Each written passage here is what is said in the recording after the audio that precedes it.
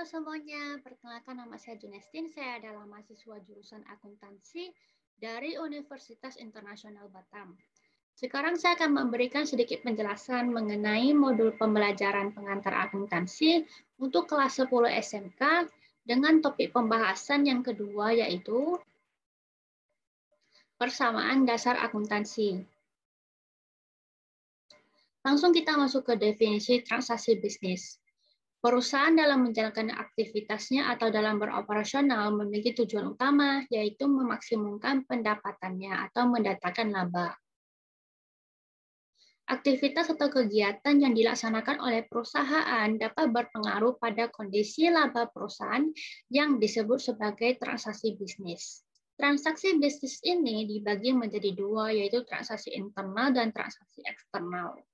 Transaksi internal adalah kegiatan bisnis yang berlangsung dalam perusahaan, seperti pemakaian perlengkapan, penyusutan gedung, penggunaan mesin, dan lain sebagainya. Sedangkan transaksi eksternal adalah kegiatan yang berhubungan dengan pihak eksternal, seperti pengadaan barang dengan vendor, belanja mesin dengan pihak luar, dan transaksi lainnya. Definisi persamaan dasar akuntansi. Di sini terdapat 3 elemen yang perlu kita pahami. Yang pertama yaitu aset atau aktiva. Adalah sumber daya yang dimiliki oleh suatu organisasi atau perusahaan. Yang kedua adalah kewajiban atau liabilitas. Merupakan setiap hal yang menjadi tanggung jawab perusahaan yang harus segera dikerjakan atau dijalankan. Yang ketiga adalah ekuitas atau modal. Merupakan klaim pemilik atas semua aset yang ada di perusahaan atau dihitung dengan cara total aset dikurangi dengan total kewajiban. Ketiga elemen ini dapat kita gambarkan dalam sebuah rumus, yaitu aktiva sama dengan kewajiban tanpa modal, atau modal sama dengan aktiva kurang kewajiban, atau kewajiban sama dengan aktiva kurang modal. Unsur-unsur persamaan dasar akuntansi. Dari ketiga elemen tersebut bisa kita perluas dan bisa kita pahami lebih jelas. Yang pertama kita aktiva. Aktiva terdiri dari lancar dan aktiva tidak lancar. Aktiva lancar adalah seluruh harta yang diperoleh perusahaan yang memiliki sifat liquid. Artinya dapat diuangkan kurang dari satu siklus akuntansi. Aktiva lancar terdiri dari yang pertama yaitu kas. Kas adalah aset keuangan yang digunakan dalam membiayai kegiatan perusahaan dan juga merupakan salah satu aktiva lancar yang paling liquid. Kemudian surat berharga. Surat berharga adalah suatu dokumen yang dimanfaatkan oleh perusahaan sebagai alat pembayaran alternatif dan juga bersifat liquid, karena dapat dengan mudah dipindahtangankan kepada pihak lain.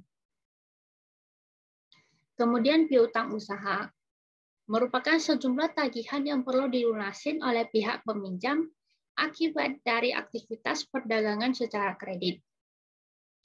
Piutang wesel merupakan hak klaim perusahaan untuk memperoleh sejumlah pembayaran yang tercatat pada suatu perjanjian. Piutang pendapatan adalah sejumlah pemasukan yang telah diakui oleh perusahaan, namun pelunasan atas pendapatan belum diterima. Beban bayar di muka merupakan pembayaran suatu biaya perusahaan yang mana biaya tersebut belum menjadi tanggung jawab dari perusahaan yang perlu dibayar pada saat periode tersebut. Perlengkapan merupakan suatu barang yang diperoleh perusahaan demi memenuhi kebutuhan bisnis perusahaan dan umumnya bersifat satu kali pakai. Yang terakhir adalah persediaan, adalah stok yang diperoleh perusahaan yang dimaksud untuk didagangkan kembali dengan harapan mendapatkan laba. Aktiva tidak lancar merupakan jenis aset yang kerap dapat dinikmati dalam periode yang cukup panjang dan bersifat tidak liquid. Jadi merupakan kebalikan dari aktiva lancar. Terdiri dari yang pertama yaitu investasi jangka panjang, merupakan aktivitas pendanaan yang tidak untuk dicairkan dalam waktu 1 tahun. yang mana diinvestasikan bukan untuk menunjang kegiatan operasi perusahaan. Yang kedua adalah aset tetap, merupakan suatu properti yang diperoleh perusahaan yang turut mendukung kegiatan proses produksi dan bersifat permanen. Yang terakhir adalah aset tidak berwujud. Adalah jenis aset yang tidak mempunyai bentuk fisiknya, dan nilainya itu dapat diperhitungkan dan jenisnya dapat diklasifikasikan. Aset tidak berwujud terdiri dari ini, yaitu yang pertama goodwill. Goodwill adalah nilai surplus yang timbul akibat adanya perusahaan yang membeli atau memperoleh perusahaan lain yang melampaui nilai wajar perusahaan. Hak paten adalah hak istimewa yang dipersembahkan negara untuk para inventor untuk menciptakan atau memulai suatu invensi dalam kurun waktu tertentu. Hak cipta adalah suatu hak istimewa guna memberikan perlindungan terhadap suatu karya atau ciptaan. Merek dagang merupakan hak merek yang berfungsi sebagai pembeda suatu produk dengan produk lainnya dalam menghindari adanya plagiasi. Franchise merupakan suatu kontrak bisnis dalam memanfaatkan merek dan produk yang sudah tersedia. Yang terakhir adalah hak sewa, merupakan suatu kuasa untuk memakai tanah milik pihak lain dengan membayar sejumlah uang sebagai biaya sewa. Elemen kedua yaitu kewajiban. Sama juga seperti aktiva, terdiri dari kewajiban lancar dan tidak lancar. Kewajiban lancar adalah utang perusahaan yang diharapkan dapat diselesaikan dengan masa tidak lebih dari 1 tahun. Kewajiban lancar terdiri dari yang pertama yaitu utang usaha adalah jumlah kewajiban yang tertunggak kepada vendor di mana perusahaan itu membeli atau mengadakan pembelian suatu barang atau jasa secara kredit. Yang kedua adalah utang wesel, merupakan surat yang diedarkan perusahaan yang memiliki beban utang kepada pihak lain. Utang beban merupakan utang yang muncul akibat adanya manfaat yang sudah berlangsung sehingga utang tersebut perlu dilunasin. Utang pendapatan adalah pendapatan yang diterima perusahaan dari pelanggan sebelum pelanggan tersebut menerima produk atau layanan yang mereka bayar.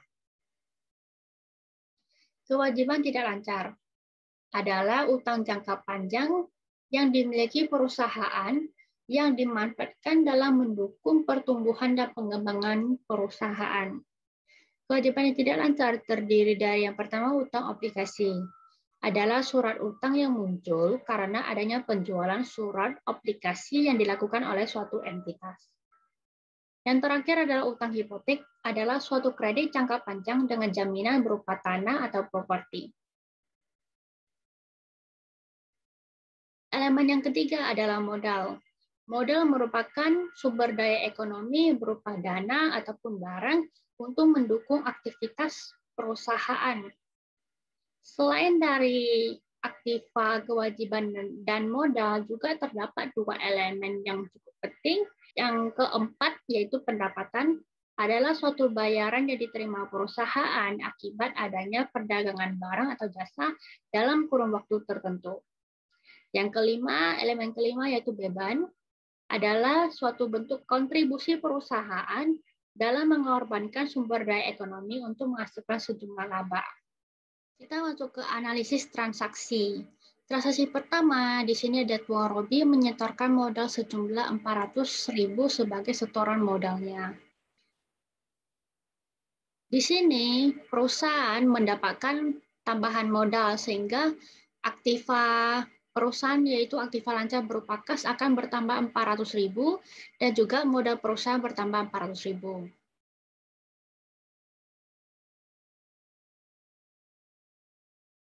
Sehingga jika dijumlahin akan menjadi 400.000 sampai dengan 0 tambah 400.000. Jika ini dijumlahin, sama-sama menghasilkan nilai sejumlah 400.000 sehingga setara atau balance.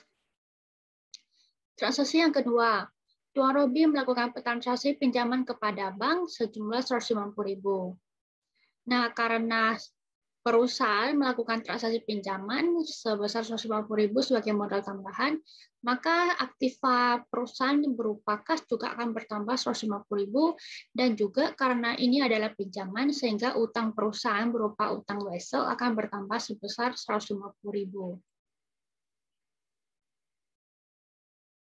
Saldo awal di sini berasal dari saldo akhir di transaksi yang pertama. Dimasukin ke saldo awal, kemudian kas bertambah 150.000, utang wesel bertambah 150.000, sehingga menghasilkan saldo akhir sebesar 550.000 sama dengan 150.000 tambah 400.000. Ini kalau dijumlahin juga menghasilkan nilai yang sama, yaitu 550.000. Transaksi yang ketiga, Uang Robi melakukan pembelian perlengkapan kantor sejumlah 10.000 secara kredit.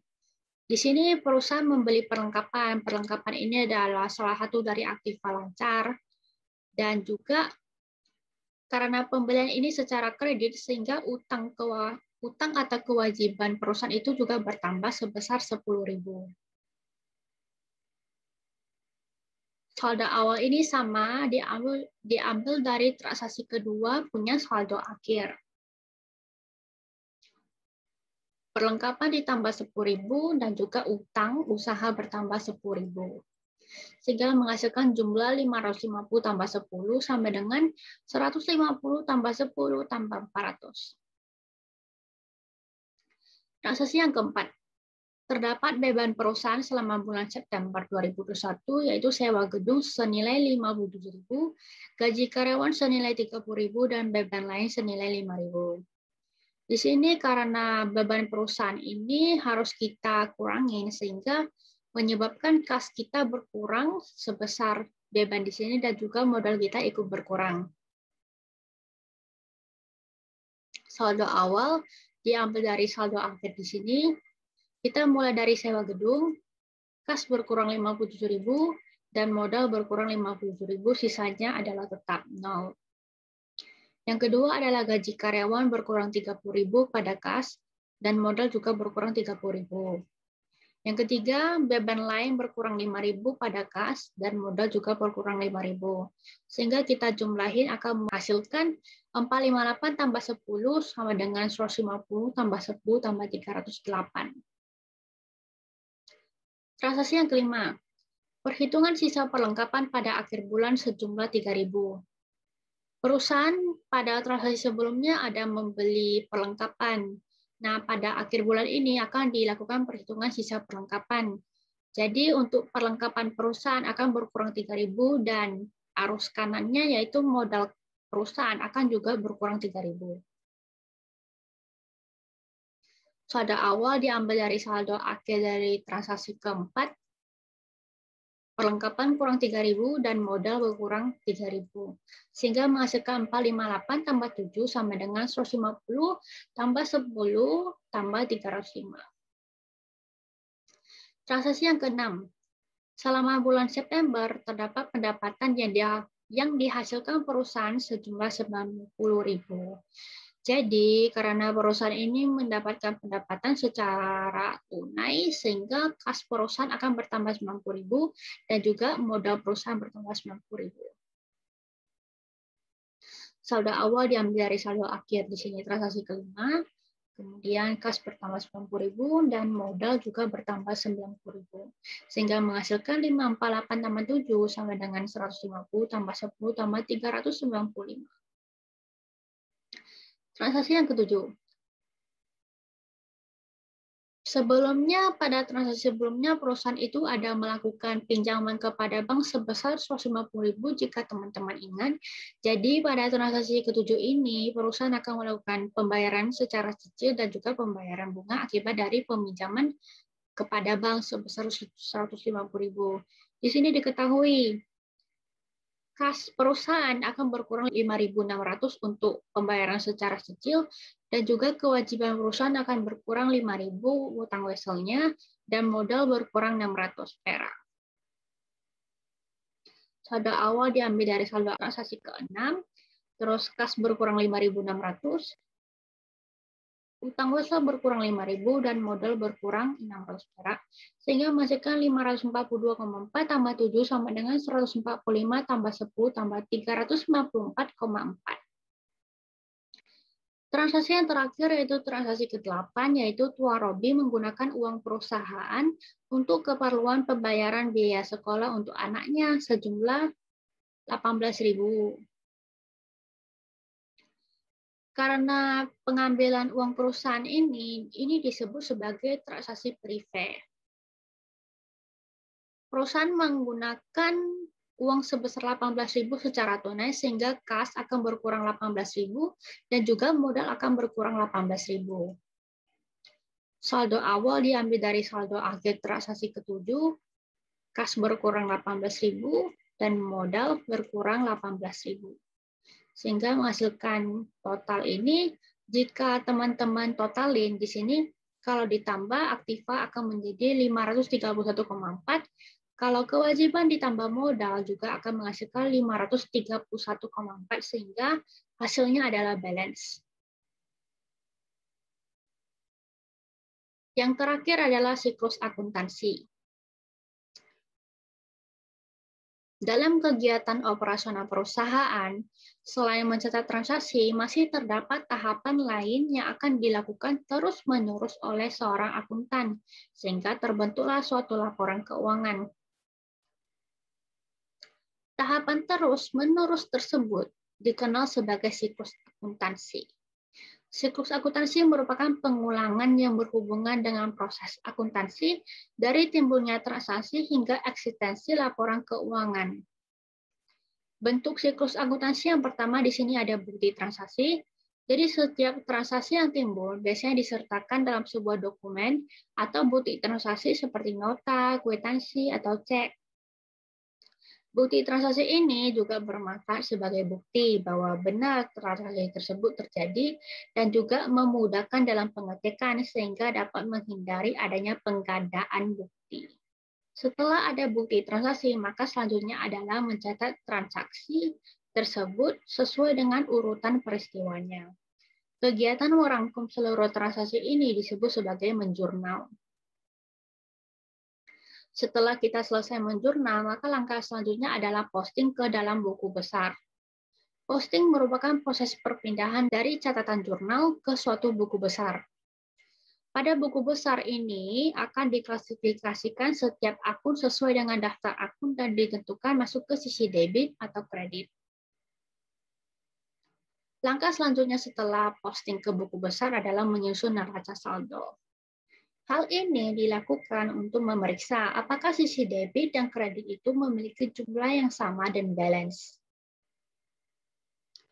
Sebelum kita lanjut ke laporan keuangan, kita harus melakukan jurnal penyesuaian terlebih dahulu terhadap transaksi yang mungkin belum diakui atau belum dibebankan. Selanjutnya, laporan keuangan bisa kita buat yaitu berupa laporan laba rugi, neraca, perubahan modal, arus kas, dan catatan atas laporan keuangan. Tahap terakhir, setiap akhir periode terdapat beberapa jurnal yang perlu ditutup sehingga saldo akan menjadi 0 yang akan dibuat pada jurnal penutup. Ini adalah akhir dari penjelasan saya. Semoga materi ini dapat bermanfaat. Apabila terdapat kekurangan atau kesalahan kata, mohon dimaafkan. Terima kasih.